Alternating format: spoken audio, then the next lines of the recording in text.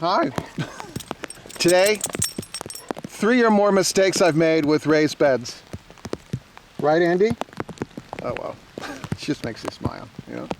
Yes, it's raining, but this is the time I have to make this video. If I don't make it now, you're gonna build a raised bed and make the mistakes that I made. So this is for you. I've been making raised beds for like 15 years, and I have a kind of an ethos of done is better than perfect, and these are clearly not perfect. We raise vegetables. It makes us happy. I'm trying to keep my dogs out of the raised beds. A little bit of a challenge here. But let's talk about, I think there's like 3 things, but maybe more. Okay, number 1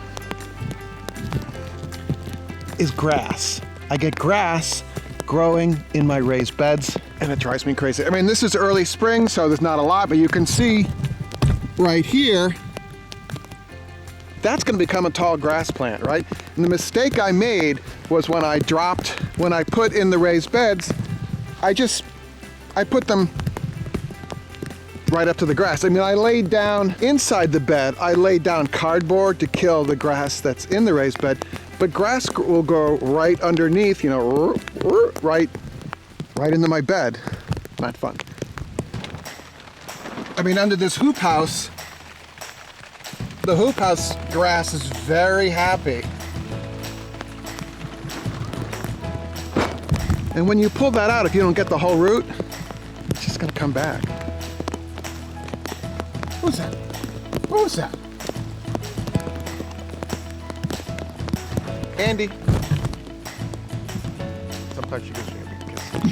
Sometimes she doesn't. So, to combat the grass from coming up, I've started to put down wood chips in between the beds, and I lay down cardboard first, because that'll kill the grass, and then I put down the wood chips, and that's worked really well. So I have less grass. So you can see right here, there's no grass coming up into this bed here because It's winter? I killed the grass. Oh, In a nice way. Is there a nice way to kill plants? No. That sounded weird.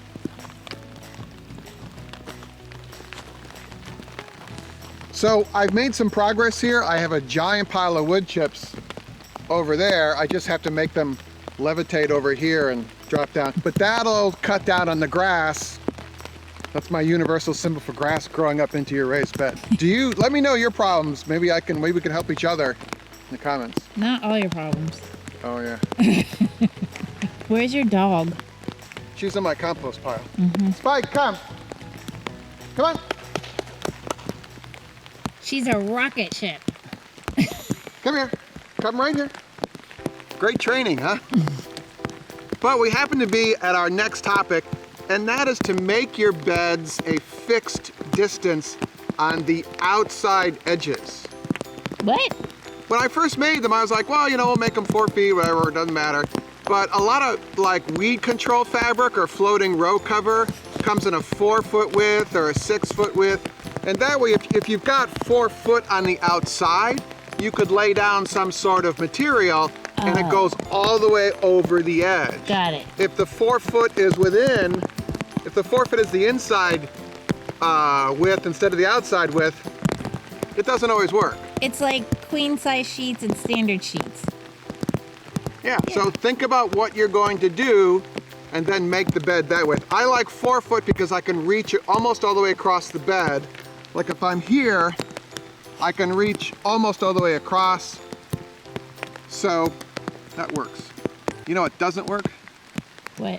I can't keep her out of my raised beds. Oh, yeah. Well, This is one of my garlic beds. Garlic's coming up. Paw prints. Help me. And they like to eat it, and they're not supposed to eat garlic. Help me keep my Labradors out of my raised beds. You'll let me know.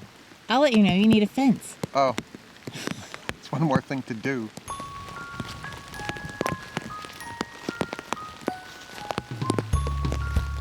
Isn't this the potato bed?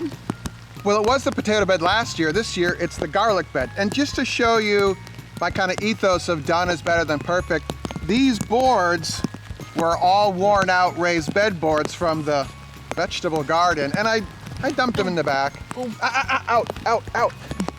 And I wanted to grow some potatoes out. Is that working? No, and plus there's a dog under the camera, so.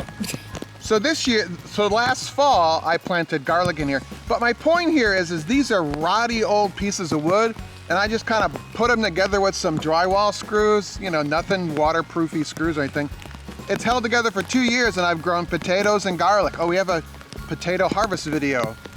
It's like hidden treasure. I'll link to it at the end, you can watch. Oh, Andy's a puppy in that one.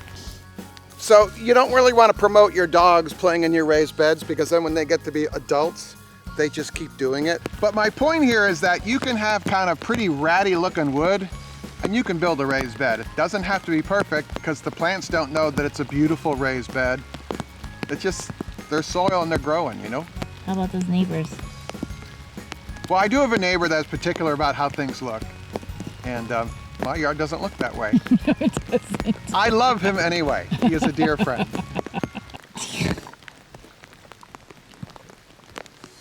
Where's Eric? Go find Eric. Where is he? Go. Over here.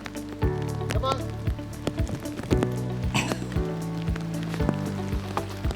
Hello. Hello. That's not my biggest problem. This is the biggest problem with my raised beds. You see how this is separated? Yes, I do. So I've tried different methods, and I was using here some roofing truss brackets and some screws that were probably not long enough. But what I've learned is I no longer try and connect the two pieces of board from the inside. What's that? This is exciting. Oh. It's a big bracket, and the bracket is going to go on the outsides of the corners rather than the insides. Woo, that is exciting. And you're asking, well, why, Eric? And that's because we have frost here, and so the frost heave, which causes soil, the moisture in the soil, to freeze and push out. That's what pushed this out, is the frost heave. If the bracket's on the outside, it's much less likely to happen, and a heavier duty bracket, I think, works better as well. So this out here, that solves a big problem if you have frost. You gotta move all that dirt in order to put it together? Yeah, it's easy enough. We're just gonna trench that out. This is gonna be a salad bed, so I just have it covered with plastic and then scrap wood to keep the plastic down. It was just funny because you said this is gonna be a salad and it doesn't look very good. Okay. This is a repair I did. This is called banding, I don't know, plumbing banding.